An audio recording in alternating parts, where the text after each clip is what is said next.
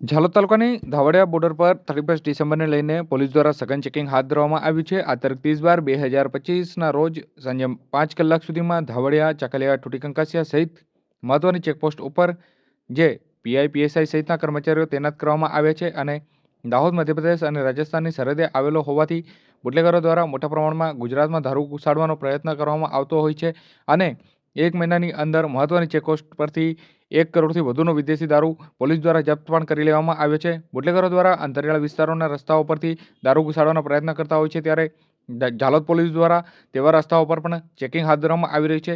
રાજસ્થાન અને મધ્યપ્રદેશમાંથી આવતા તમામ વાહનોને ચેકિંગ કર્યા બાદ જ ગુજરાતમાં પ્રવેશ આપવામાં આવી રહ્યો છે, ત્યારે બોર્ડર પર હાઈટેક સીસીટીવી કેમેરા પણ રખાયા છે। ગુજરાત રાજ્યના દાહોદ જિલ્લાને રાજસ્થાન રાજ્યની જે બોર્ડર આવે છે ધાવડિયા ચેકપોસ્ટ ઉપર હાલ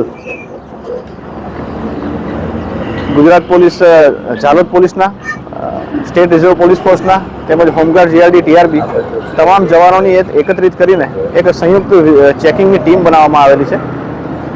ચેકિંગની ટીમ દ્વારા આવતા જતા તમામ વાહનોનું સઘન ચેકિંગ કરવામાં આવે છે।